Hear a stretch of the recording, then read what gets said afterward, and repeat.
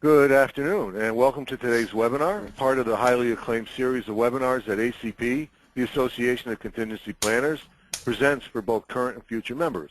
For more information about ACP, please visit www.acp-international.com. My name is Ed Goldberg, and I serve as ACP's Education Committee Chair. My thanks to Gianna and ACP's headquarters staff at ADG in Albany, and my good friend Fred Rogers at Continuity Housing, for their roles as webinar experts who work behind the scenes to ensure that these webinars happen flawlessly. And a big thanks to our webinar series sponsor, Continuity Housing. Continuity Housing guarantees pre-negotiated hotel rooms at substantial savings for the critical employees of larger and mid-sized companies in order to help prevent a business disruption in the event of a crisis. They've created a patent-pending guaranteed employee housing program which secures and protects hotel rooms for critical personnel and their families if needed, while saving companies significant expense. Continuity Housing has a 100% success record with their deployments, and each member of their team has at least 10 years of experience.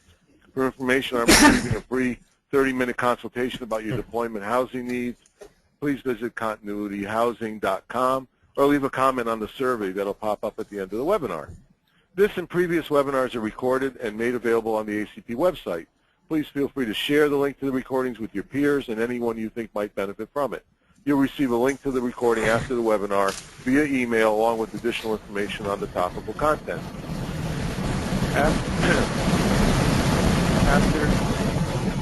Wait for that noise to die down. After today's webinar on Twitter, follow today's webinar on Twitter using the hashtag BRI webinar, and that's been added to the bottom of most of Al's slides. And you can follow BRI at BRI_international, INTL. That's their Twitter handle. Our topic today is business continuity management and cyber terrorism, how it affects us. And, you might want to mute for a moment, whoever's got their microphone open. Cyber terrorism, how it affects us, and what we should be doing now. Just when you thought that you saw the light at the end of the tunnel, it turned out to be the cyber terrorist express. Business continuity management has become more entrenched in the means of delivering products and services upon which consumers and the general population depends. Any disruption in the process chain without a robust and dependable contingency plan can prove catastrophic to the fortunes of companies and even governments. Our guest expert today will examine case studies that show the value of including dependencies and why BCM is so essential to a holistic approach to resilience. It will also examine the effects of cyber terrorism in the context of the added exposure of supply chain and how government regulations are changing to address these issues. And finally, he'll explore the options open to organizations in providing risk transfer through the use of insurance. The savings blending of the forensic accounting performed by professionals can show quantifiable ROI when mapping impacts to insurance coverage. We are honored today to have as our guest speaker Al Berman. Many of us know Al Berman personally. Most of us know him as the president of Disaster Recovery Institute International, DRII. And I'd be remiss if I didn't mention that Al and DRII are longtime supporters and sponsors and partners of ACP. Al is an MBCP, an NFPA committee member, a member of the ASIS BCP Technical Committee, member of the Committee of Experts for ANSI ANAB, a former member of the New York City Partnership for Security and Risk Management, president of DRII, and the co-chair of the Alfred P. Sloan Foundation's Committee to Create New Standard for U.S. Private Sector Preparedness Act. Over a career that has spanned 25 years, he served as president and CIO for a major financial institution, national practice leader for operational resiliency for PricewaterhouseCoopers, and global business continuity practice leader for Marsh. Al's been a keynote speaker for the American Red Cross, IBM, RIMS, FBI, Institutional Investors Forum. It's a long list. I want to leave time for him to talk. He served as a member of the Council of Experts for ANSI ANAB, and they set the credentialing standard for certifying bodies for PS Prep. He's a member of the Advisory Committee for Congressionally Funded Project for National Security Reform, member of the Standards Committee for the United Arab Emirates, and advisor to standards committees in Mexico and Singapore. His articles have appeared in numerous magazines and newspapers around the world, and he is often quoted in publications ranging from healthcare to financial services. And with that, we're out of time. No, actually, good afternoon, Al. Make sure you unmute. Good afternoon, Ed. Thanks for making me feel real old. Thank you all for I'm sorry. Thank you all for attending today. We're going to talk about cyber terrorism, but we're going to talk about it in context. You've all read an awful lot about it. But let's start with a little bit about who DRI is and why my machine's not working. Do you get control back to me, guys? Let me try this again. Sorry.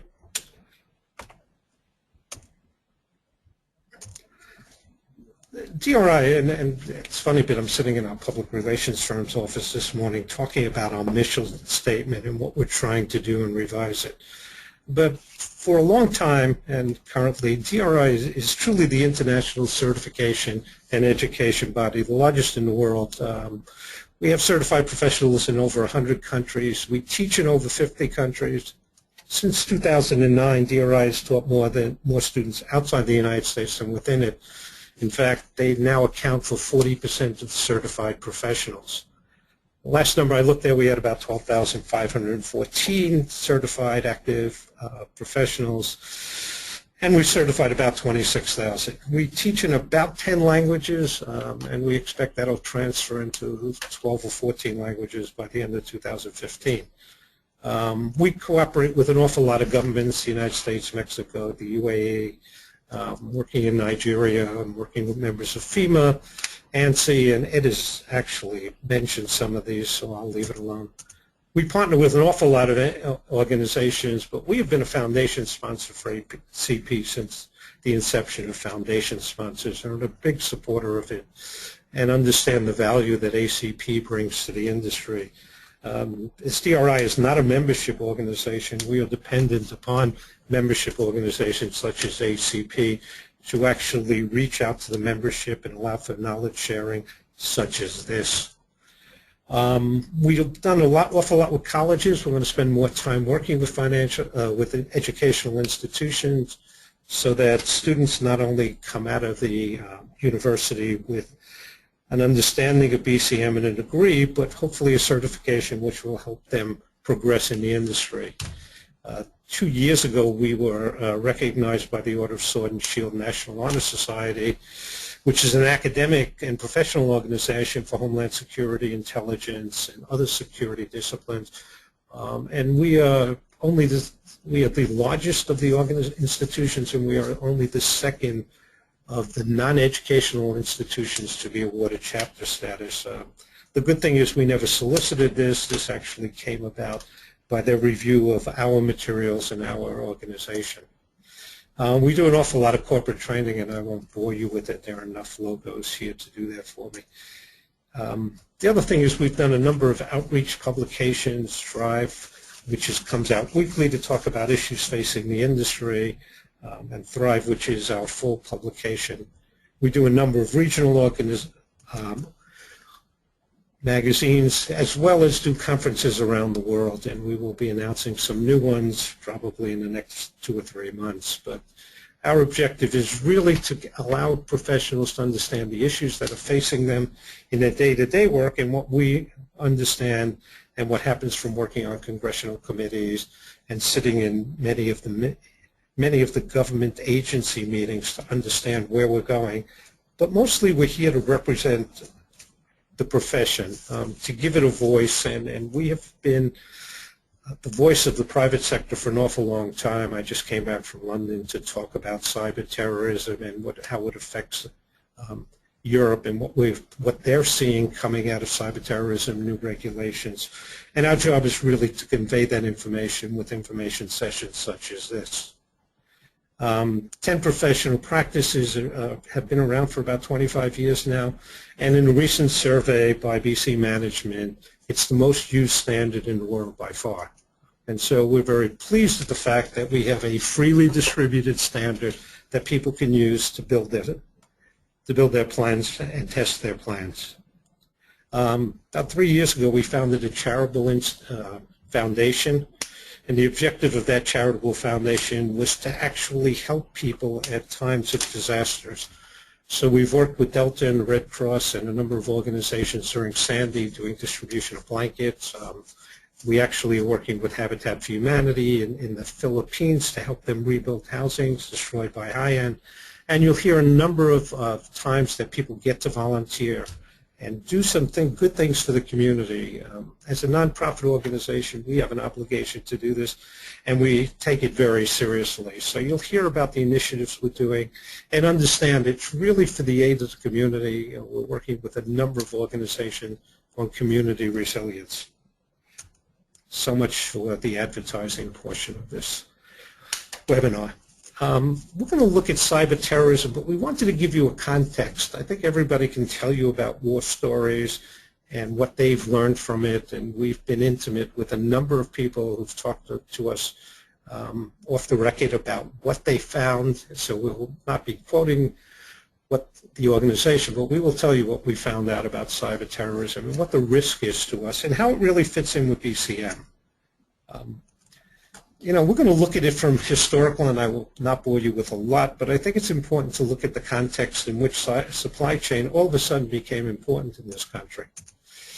Supply chain gets disrupted by almost everything, from fires and floods. One of the things we're looking at is, what the impact of MERS, what happens during pandemics, how people react working when you can't have employee concentration and you need distancing.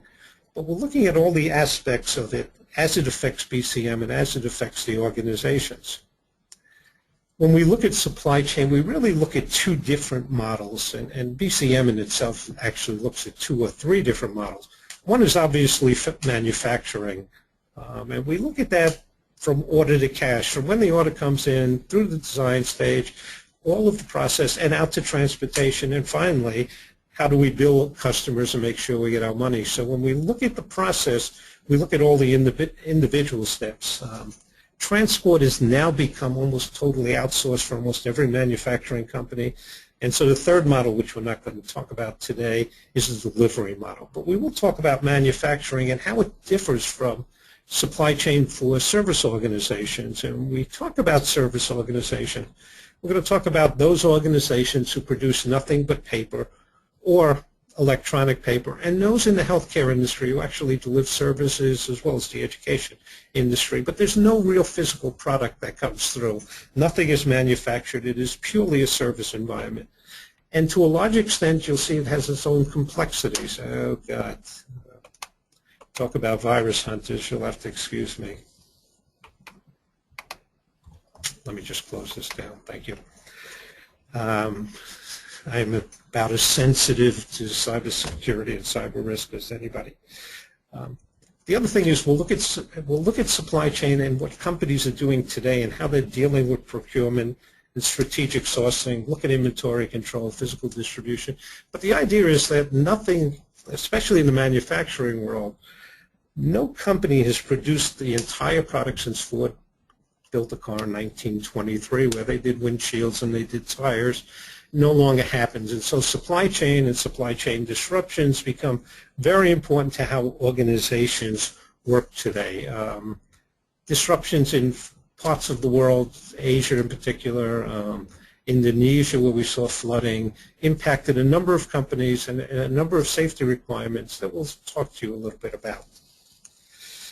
I think the first case study we look at took place in March of 2000. Small fire, lightning, midnight, Albuquerque Philips microchip plant.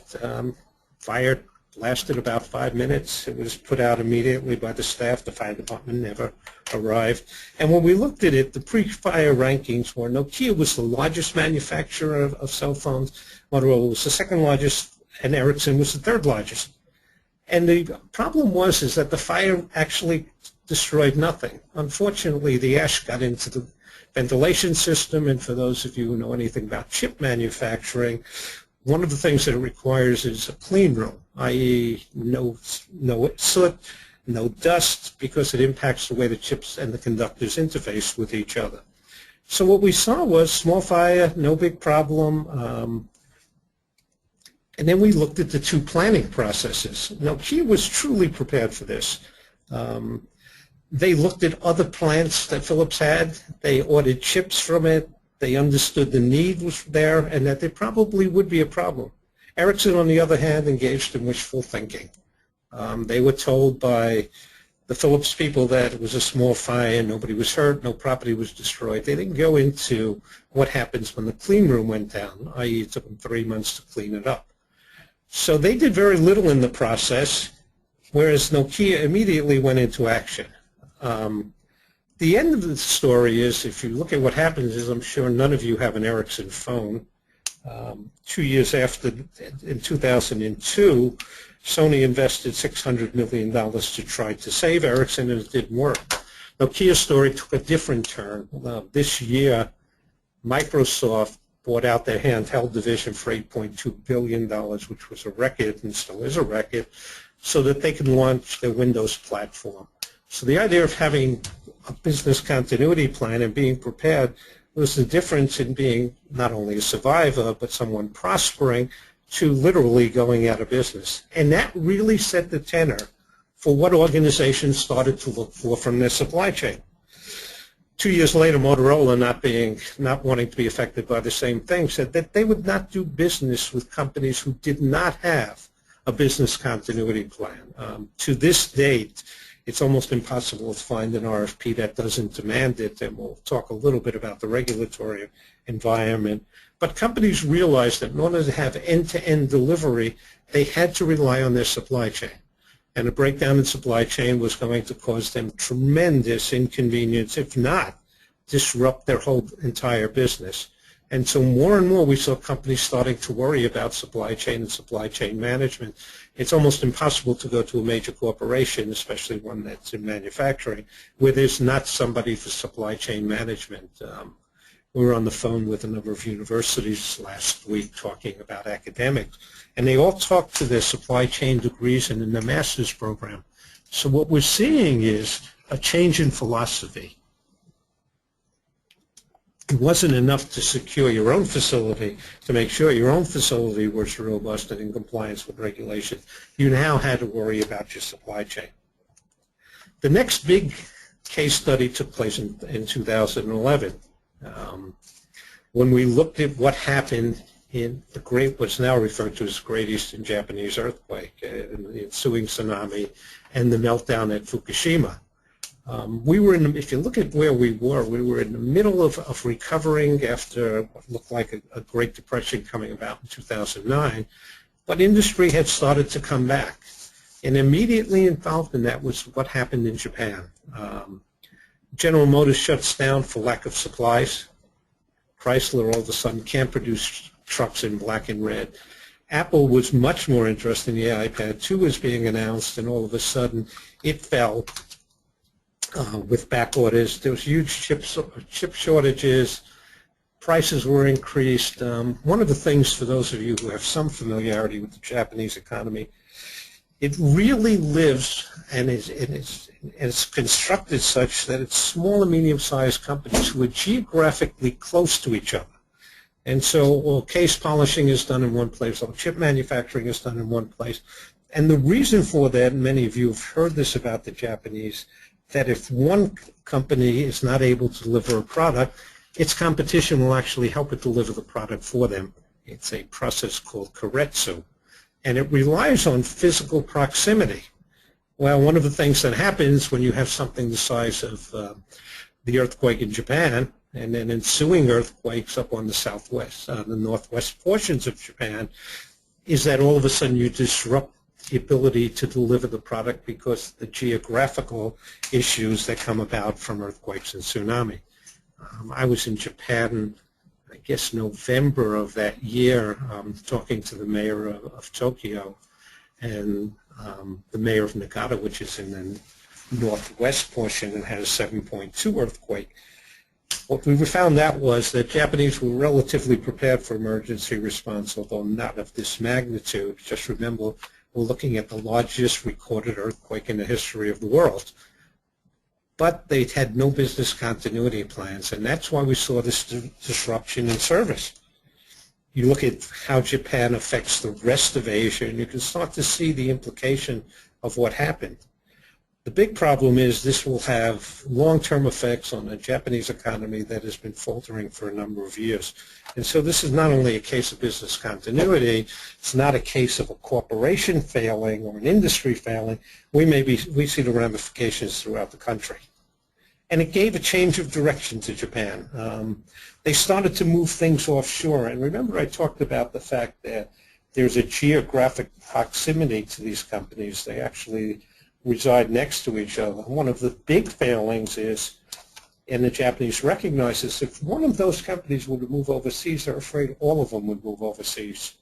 And so this whole issue of relocation for key suppliers and partners has really, really perplexed the Japanese government, and they're trying to figure out how to deal with this issue. Not only they move offshore, but Renesas, who is the largest producer of chips, has plans to increase its offshore production from 8 to 25%. They're in the low 20s now. Fujitsu is shifting its production to China, and it has shifted production to China. If you think about this historically where we are, China has just passed Japan as the second largest economy in the world. For them to actually be producing in China really is a setback for the Japanese economy. And not only that, but from a save face point of view, it was not what the Japanese had wanted to do, but the necessity to do it outweighed national pride and individual interest. And so we're seeing this shift moving out of Japan into China. One of the problems in moving to China was, I don't know if you remember, last year Apple moved a large portion of its production to China. And there was an immediate strike by the Chinese workers because they rebelled against the high standards that Apple has. And so there was a whole quality control and quality of product issue that faced Apple simply because of the shift from one place to another. And so supply chain has become more and more important to how we deal with the world. One of the things we've looked at is how do we look at supply chain within the context of business continuity. And what you see is this is really a BIA, and in part of that BIA is really when we start to look at external dependencies. And we started to look at them so that we interfaced with the issues that we face when we look at how do we decide whether a vendor will be reliable, what is the criteria by which we measure it, and what is the criteria by which we measure the vulnerability of that. And one of the things that we found out was we look at the corporation. S&P in 2009 announced that it was going to use risk management as part of the criteria for weighing the scores for S&P companies and talking about their creditworthiness. And so this whole issue is, are they a reliable company? Do they have a business continuity plan? What happens if they do have a major incident? How do they fall back on that thing? Two, how do we look at the vulnerabilities to the location? And finally, how do we look at the component vulnerabilities at the production sites? And so one of the things that starts to happen is we start to look at the risk criteria for supply chain. And what comes out of that, is actually a risk map, so that we're able to map the risk in supply chain just like we do in risk assessments and professional practice too. But you'll see we're able to look at the vulnerability by supplier and by supply risk and intellectual property risk and product liability risk. But we've started to weigh how do we evaluate our supply chain and our suppliers. And that'll become very important later on when we start to talk about the requirements by the regulators to do just that. But the idea is that if we don't look at end-to-end processing, we really will have substantial problems as we move forward. And so the context of this before we got into cybersecurity was really how do we look at it and how are we going to look at it as future? And obviously in the future we're going to weigh our ability in an enterprise risk model, I think. But also we're going to start to weigh the capabilities and the vulnerabilities, more important, of our supply chain and our vendors. We started to look at business continuity and enterprise risk as part of an enterprise risk model some years ago. And one of the things, and one of the best magazines you'll find is Risk and Insurance Magazine, who actually started to look at the emerging supply chain risks. And 2 months ago, the biggest risk they found was cyber security and cyber terrorism.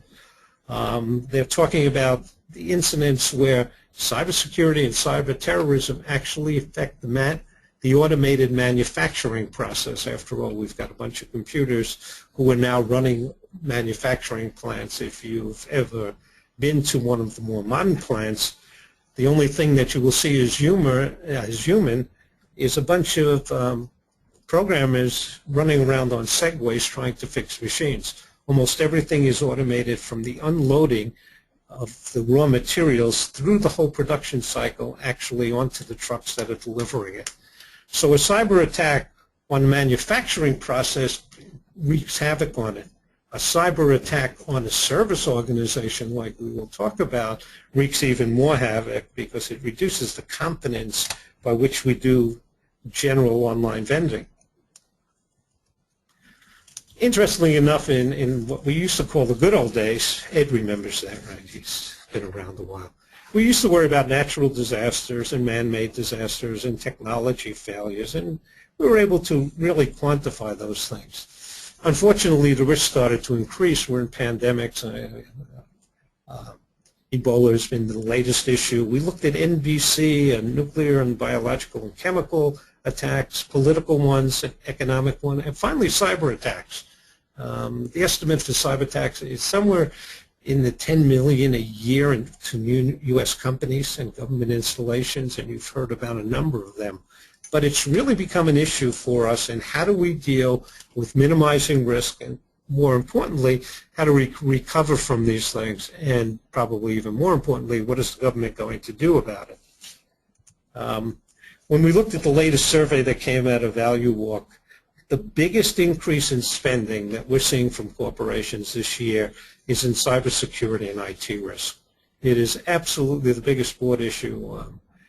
I meet regularly with boards of directors for a number of types of organizations, and cybersecurity has become one of the biggest risks. I was on the phone with the UAE early one morning talking about just that, whereas disaster recovery and crisis management seem to have taken a back seat to this. Cybersecurity obviously is becoming a big problem for us, and we're going to try to understand how do we deal with it. In 1997, IBM did a survey on what hackers really do, and it was a bunch of amateurs trying to build a reputation. There are still sites where if you've been hacked, they will produce a few of your records just to show you how good they are. Well, that has turned now into what is really a commercial enterprise in cybercrime. The theft of information, the disruption has become massive. We actually do a study on supply chain for cybercrime. What happens after they steal your credit card numbers, and how do they actually parse that out so it moves from what is a wholesale distribution model to a retail model where individuals are using your credit card. And if you look at it, it almost looks like the illegal drug market. There's a wholesaler and they cut it down and pass it to a distributor. But this has become a new economy. Cybercrime is becoming the biggest threat to online economies around the world, and it's being affected everywhere. If you looked in the news recently, we saw almost everybody in it. I think this chart is about 3 weeks late, and there are 5 more things. But if you look at what happens is there's a protocol for dealing with cyber attacks with the U.S. government, and it's proved, for most cases, to be relatively ineffective. What happens is you report it to the federal government logs it and lets everybody know that there's been an attack. If you live in New York, it's almost akin to having somebody steal your bicycle and you report it to the police. You can be guaranteed there'll be a report. You can also be guaranteed there'll be no action. And so one of the things that you're starting to see is private corporations engaging in black ops and retaliatory measures against cyber criminals. It happened just recently where a corporation, which will not tell you who it is, took down a slew of servers in Russia because they had found out that they were trying to hack them, and they reversed the process and were able to it not only stopped them, but almost put them out of business. And so we're going to see more and more of how private industry reacts to cybercrime and how the federal government does. Just as an aside, the U.S. Senate has not passed a meaningful cybersecurity bill since 2002. There are 4 pending in front of the Senate as we sit. But my feeling is that the industry has prevented much of that from happening because of the fact that they don't trust the government with corporate secrets. And when you talk to organizations in the United States and abroad, you will start to hear that opinion, especially in the private financial services sector. But we really have to find a way to deal with this. I mean, one of the ways to deal with is to understand how it fits in. For those of you familiar with Target or not, it really started with a trusted source, a third-party vendor, a heating, ventilation, and air conditioning vendor in Pennsylvania. One of the things they did when working with Target is that they actually transmitted their invoices electronically. Well, the hackers figured out that the easiest way into the system was to find a trusted vendor, put the virus within that message, and have it uploaded. And that's exactly what they did. What they then did is they gained access to some of Target's point-of-sale system, cash registers, and they actually did a test hack to see how many credit cards they could steal.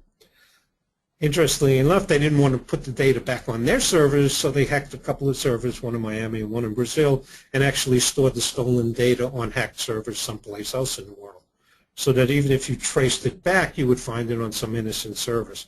After they ran the test case, they then decided to spread the rest of the point-of-sale system and get live credit and debit information, which wound up in Russia and Eastern Europe, and then was distributed around the world. One of the issues that just came up is Target obviously was protected because they really used other people's credit cards and other banks. The banks are now suing Target because they think that they failed to perform the due diligence so that they could have protected that information. And this will be a recurring theme, and you'll hear from attorneys about what their obligation is to protect private information and to provide the same kind of security from their vendors, and as well as what the credit card companies are talking about. So when we look at the regulatory changes, we will start to talk about this and why it's important. But the real truth is the supply chain weakness really affected their customers, and it affected it in a way that even Target didn't expect. Retail sales fell. Retail sales fell. The price of the stock dropped about 4%, and they started to lose customers. As they were one of the first big hacks, the publicity did them very little good, and customers really were concerned about their reliability, and that continues to plague Target and will plague a lot of other people as the hacking continues. I know everybody is concerned, but the government is particularly concerned. So if you look at the healthcare industry, HIPAA, the Health Insurance Portability and Accountability Act, has passed what is an omnibus rules, and what it's saying is that there is a requirement that we now look at vendor due diligence. The same thing is happening at the FFIEC, which charters all nationally chartered banks in the United States. They want to look at third-party providers. They want to look at key suppliers. They want to make sure business partners are diligently protecting their networks and their softwares the way they are. And they're running a cybersecurity assessment pilot, and they ran it for about 500 small banks, and the results were very upsetting. I think every bank at some point had a vulnerability that they found, and before they roll it out to the larger banks, they're going to try to figure out what the policy is. And so you're seeing the FFIEC now being a lot tougher. But more importantly, the OCC, the Office of Controller of Currency, which is an arm of the U.S. Treasury, is starting to put down hard responsibilities to all of the financial institutions. We're also seeing it come out of FINRA, the Financial Industry Regulatory Agency, who again is looking at cyber security threats. And finally, PCI, which is a credit card processor. And the issue with them is that any of you who process credit cards, and DRI uses a lot of credit card payments, your rate, the rate that the bank charges you for processing credit card, is directly related to the certification you get from PCI DSS. And so if you fail that accreditation, the cost of processing credit cards goes up. So it becomes more and more important that you really do comply with these. When we looked at the OCC, which is probably the best defined of the regulatory bodies, and if you're in banking, you'll know all about the OCC, they are starting to push this into risk management. Talk about risk management, proper due diligence in selecting third parties, written contracts, contingency plans. They really are starting to put down very stringent, more importantly, auditable rules for banks, and at the start of 2015, they will start to enforce those. And so when you look at the OCC and its power, if you work for a bank, the OCC is actually the auditing body for you. The FFIEC puts down the guidelines, but the OCC has a responsibility as part of the Treasury, the Department of Treasury, to oversee this. We're also seeing it in healthcare. So if you're part of HIPAA and you deal with electronic patient history information, you're going to see, again, risk assessments of vendors. How do we test vendors? Looking at what the vendors are doing.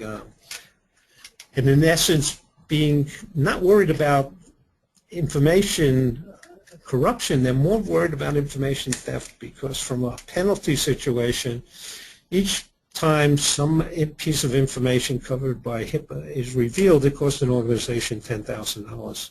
Recently, there was a settlement of about $12 million for an outsourced vendor who revealed 800 records. And so the need for cybersecurity policy, for cybersecurity assessment, for cybersecurity governance starts to increase and really moves into the business continuity world. We have to be prepared to work with the risk managers, the cybersecurity people, in a full enterprise risk area. Even the U.S. government has come out now and started to talk about security assessments for bidding.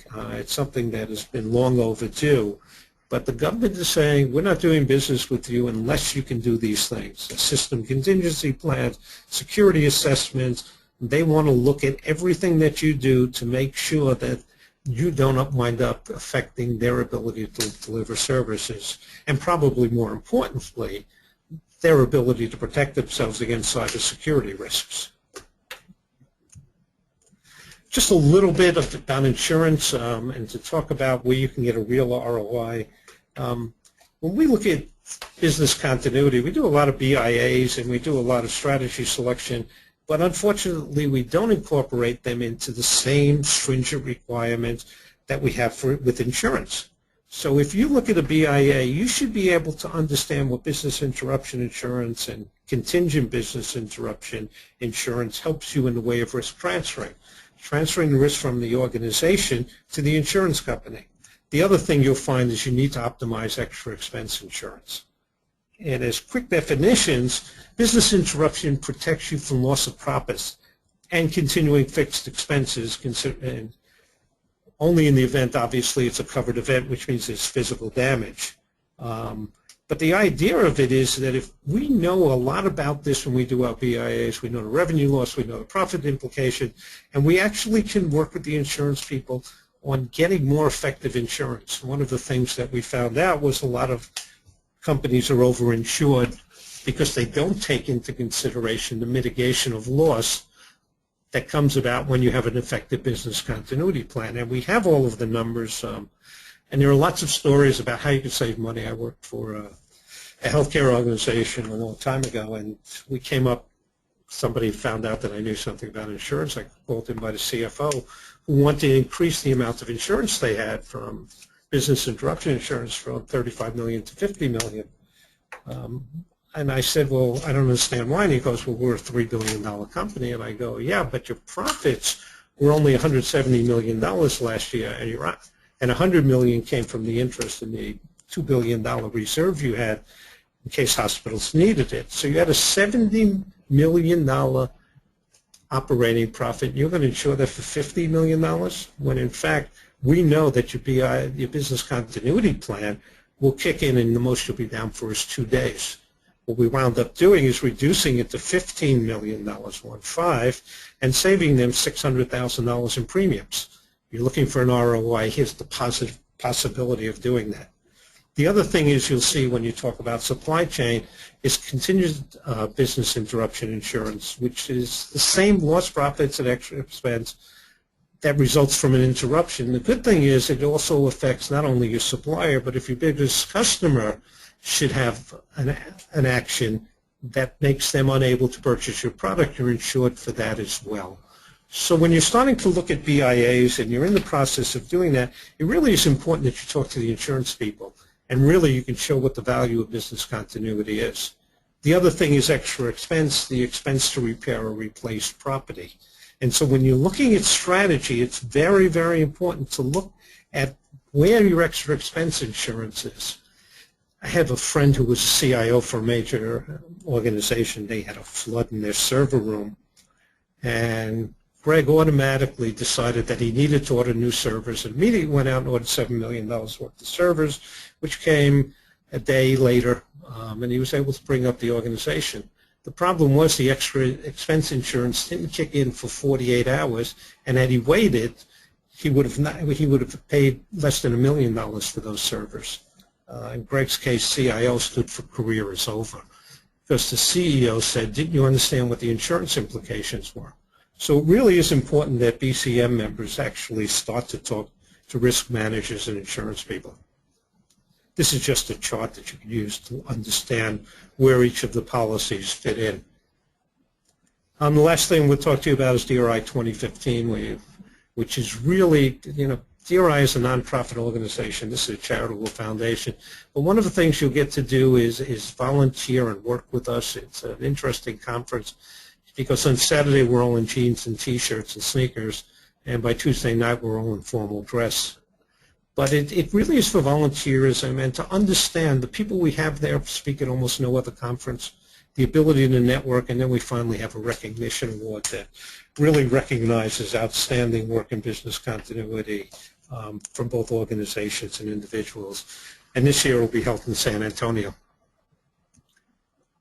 I'm done. No, not so quick. You can't get away that quickly. We have You mean I'm not going to get my overtime? A little bit. How would the risk-based rules by the OCC have stopped or prevented the target hack? I think it would have meant, I'm not sure anything stops hacks, and we have to be really honest about it because we tend to be reactive.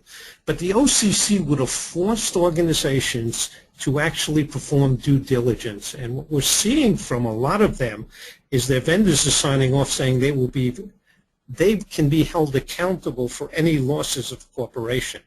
And so maybe it wouldn't have prevented it, but I think that some of the software that we use on our systems, we could have helped other vendors look at. So whether it would have prevented it or not, we would have at least performed the due diligence that the OCC says we're not doing today. Okay. Yeah, one person who asked, well, I don't know if it's a question, but you can comment on it, I'll comment on it too, but he said most companies don't share their business continuity plans with each other because they're considered proprietary. I think that's true. But one of the things that you know, Ed, you and I both know it, is that there is a certain amount of camaraderie that comes with practitioners. And it's one of the reasons we hold this conference so that we can actually network and talk about what we do without revealing corporate secrets. So I think it's important that we share that. We'll be announcing some more sharing sessions that will help. But I think organizations like ACP contribute greatly to that because there is an exchange of ideas, as you know. And that exchange of ideas actually influences what we do as a group. The other thing is that there are organizations, especially financial services, that actually amalgamate some of the things that are happening, and they may not identify the company, but they will identify the incident and how they handled that incident, which is equally important. Yeah, that's kind of where I would go, is that basically, a good conference is a great place to go, to learn what others are doing, do a sanity check, network, and so forth. ACP is a great great network. That's one of the reasons I'm so passionate about it. My thing is that we share freely. We wouldn't share a specific plan because that's like giving a roadmap of your vulnerability. So you can't share that, but you can share the template. You can talk about what goes into it. Nobody competes on the basis of preparedness. It's very different than most other professional organizations where, you know, if you've got a better way of doing something, you don't want anybody else to know about it. And in this case, that's not necessarily the case. So you know, my response would be, you know, join ACP, go to a good conference like a DRI conference, and network. And I think you'll find that people do share quite freely in this business. The other thing is we actually keep an informal database of those comments that we share with organizations around the world when they talk about what the issues are and how some people have handled it. So, for example, if you look at BCM at one of the major banks, the person responsible for retail BCM is now responsible for vetting people in the procurement process. So they're actually looking at this supply chain and have integrated it into the process they have at BCM. And I have a feeling that after we talk to a number of other organizations, they're going to reorganize around the same lines to augment the now procurement procedures with making sure that these people have continuity plans and cybersecurity plans. Great. So now I got a whole bunch of questions, so we'll do... You were supposed to give me easy questions. Are these easy ones? Yeah, these are speed dating. Speed dating questions. How does cyber risk insurance differ from basic property insurance, BIEE? Business interruption. There are 7 different kinds of insurance being used for cybersecurity today. And I'd be glad if somebody would send me a question to give them all that information. But it goes all from the realm of some things like shell shock, where information has been stolen, to actual cyber destruction of things. It's interesting when you look at all of the policies, they cover so many different things that even the insurance industry is telling you to get your legal counsel involved. And I think that's good advice. But if you'd like more information rather than spending time detailing all 7, I'd be more than glad to send it to you. Okay, great. Just as a reminder, everybody, that this is being recorded, and you can listen afterwards if you miss any of this. This will be amusing to you. To become certified, which should I pursue, MBCI or CBCP? Well, I mean, there are a couple of things, and I don't want to toot our horn, but we are by far the oldest and largest of the organizations, and our standards are a lot more stringent than everybody else's. And we're proud of that. Everybody who gets certified by us passes our qualifying exam. One of the things and why corporations prefer CBCP is we require continuing educations that are modeled after AICPA, what CPAs do, and the American Bar Association, American Medical Association. That means that you have to take 80 credits of continuing education every 2 years, or you lose our certification. We are very, very adamant about the fact that what looks like BCP today doesn't look like what it did 6 years ago. And you know, if you take the analogy with the AMA, it would be tough to go to have your brain surgery done by a guy who hasn't picked up a book in 10 years, because BCI certifies you for life. As long as you pay the money, they continue your certification. And that's why our certification has grown by leaps and bounds. Even during the bad economy, the number of certified professionals increases about 15% a year. And this is a good segue. How do we grow the next wave of continuity workers to cover this growing need that's growing globally?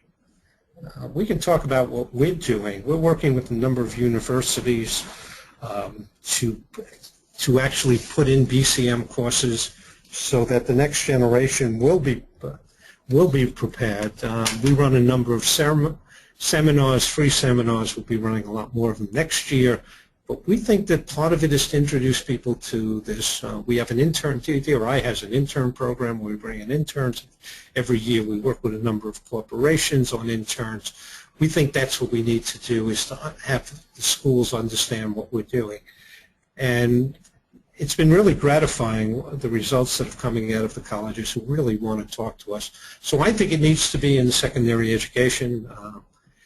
At our conference, we're going to announce a number of things that will actually help this process, because we take this nonprofit portion of our business very seriously. We think we need to educate this next generation, and more importantly, make sure they have a job after they're educated. Yep, good point. Will the new DRI risk certification cover the aspects of business continuity risk that you mentioned? The risk course that we now have is an analytical course that will help you do risk evaluation better in your organization. It absolutely ties into business continuity as an extension of the professional practice. But we've just finished the first class. We're about to do the second class, which has been already filled by a corporation. It will give you that, what we think is a much more balanced view of what risk management does, but really it's a risk evaluation course. So it will help you work with risk managers to evaluate what the physical and logical risks are, and actually be able to quantify some of those. Okay, great. We're really running short on time, and let's do one more, and then there's let me ask you this, and you can say no if you want, but we have about 10 or 12 more questions. If we get those questions to you and you put together answers, we can send them out to the people that are... Absolutely. I'll do it over the weekend. You'll have it back by Monday. Okay, great. Here's the last one. Outsourced IT providers produce a SSAE 16 SOC1 or SOC2 report, but exclude BCP. How does the client know or feel they are being protected? I think that's a big issue. I think one of the issues that we're seeing, not only in outsource but in cloud technology, whether private or public, is SLAs. So that we're looking at service level agreements that clearly define what we can expect from the vendor. In past times, we used to turn over things without realizing they had no recovery plan. And it's become a big issue, especially when you start looking at the cloud. And more we're seeing the reliability increase. The CIA, for example, just signed a contract with Amazon. So we're seeing that reliability, but you still have to do that same due diligence required of any vendor. You're simply looking at another vendor, and if you don't do that due diligence, I can tell you the courts are going to find you negligence. And negligence is not something you want to fight because you want to have, because it really may nullify your insurance. Great. Thank you. So right now, if everybody would stay on the line for about 30 seconds, I'll give you some information that I think you'll find valuable, and then we'll wrap up. Thank you for attending today's webinar. Before that, Al, I want to thank you for a great presentation. That was really very enlightening, and I know by the questions, volume, and the nature of them, it's a great engaged group. Thanks once again to Continuity Housing for sponsoring the entire ACP webinar series. Remember to visit continuityhousing.com or leave a comment in the survey if you're interested in how they can provide your critical employees guaranteed housing when they need it most. Be sure to watch the ACP website for future webinar information. If you found this valuable, and there's others of a similar nature, and we actually have quite a range of webinars, we actually have 3 this month, please consider joining ACP, and we also have local chapters that you might find incredibly valuable for networking as well. As a reminder, this and previous webinars are recorded, made available on the ACP website. Feel free to share the link to the recordings with your peers and anyone you think who might benefit from it. You'll receive a link to the recording after the webinar via email, along with additional information on topical content and those questions that we didn't get to, along with the answers from Al on those. And I believe there's a brief survey that comes up with it as well when you close your browser. If you get that, please take half a minute to answer the questions. It really helps us refine our productions for you, choose topics that would be of interest, and hopefully we do a good job of that. Thank you again, and have a great day.